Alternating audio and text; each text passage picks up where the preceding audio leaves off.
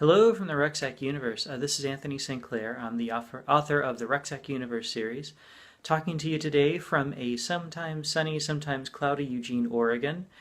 I wanted to get on real quick just to let you know that the fourth book in my series, The Lotus and the Barley, so this guy here, is available now in ebook and trade paperback. It just came out today. Brand spanking new. You might know the Sword and Laser science fiction fantasy podcast and book club. They've called my stuff The Invention of Beerpunk, and this book is my beeriest yet.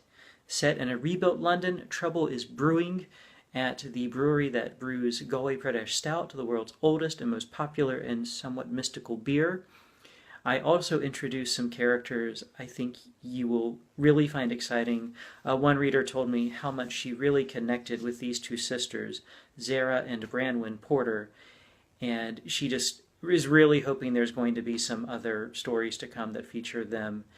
There are more things we'll learn about Fata Rucksack, my 10,000-year-old Himalayan Irish sage who has wandered the world for a long time, and all the wrongs he is trying to set right. We will also learn more about the mysterious Guru Deep, a figure who's been alluded to in past Rucksack Universe stories, but who we will be meeting on the page for the very first time. There is so much going on in this book. It was a lot of fun to put together. As you might remember, the Rucksack Universe is set in an alternate version of our world, where an event in 1834 called the Blast decimated much of Ireland, much of England, burned London to the ground. This book is set over 130 years after those events. And we see now this London that is very different from what we know. One of the fun challenges of this book was, how do you reimagine a city that has been destroyed and rebuilt in ways that can be both totally new and different based on the history of in this world, but then also still be something that readers in our world can recognize. So if you've been to London, if you live in London, if you are a Londonphile like a lot of folks are, I think there'll be a lot of little Easter eggs you can find in here that have locations of things happening in this story that analog back to things you'll know from our world. That was a lot of fun to put together, and I am so grateful we have like really good maps and online tools like Google Earth that they're definitely the author's friend when it comes to meeting the challenges of creating a new world like this. One of the things I hope you'll really enjoy are the characters of Zara and Branwen. They are two sisters, as you probably know. I really hesitate to say that I try to write diversity into the Rucksack Universe. I've wrestled with this a lot. There was a post I saw the other day from the Alliance of Independent Authors, a forthcoming writer named Gigi Winter. Really wonderful post about diversity in fiction. And I think what really struck me is how I'm actually not writing diversity in the Rucksack Universe. I'm writing normality. My characters come from all countries. They are all genders, all sexual orientations, all sexes. They are all colors.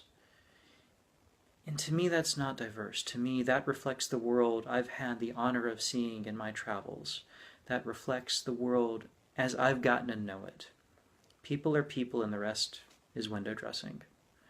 So as you meet Zara and Branwen and learn more about them, as you encounter the other characters in the book, I hope that I have done my job, that you can meet them, imagine them, walk with them, however works for you. These are people that they are trying so hard to do new things. They are trying to take on new paths. My stories focus on travel, as you know, and part of travel is beginning that adventure. There's another character in this book named Feckness, who is what happens when you refuse adventure, when you refuse the call of the road, when you refuse to push yourself. So there's a lot of things happening in this book, a lot of things that I've been building up to, some things that will be new, some things that we'll learn more about and get some resolution on, and some things that I hope will tickle your appetite for the next story to come. So The Lotus and the Barley, it's out now. Ebook, trade paperback. You can get it directly from me. Just go to my website, anthonystclair.com, and you can find it there. You can get it from Amazon, Kobo, iBooks, Barnes & Noble. You can walk into your local favorite bookstore. If it's not on the shelf, they can order it in for you. Thank you so much for being part of this journey. Your support is what makes it possible for me to continue creating and sharing these stories. And as for me, I'm going to sign off for now and get back to work. I'm already underway on Road Song, which will be a prequel to the series, and I can't wait to bring that next tale to you. And for now, enjoy The Lotus and the Barley.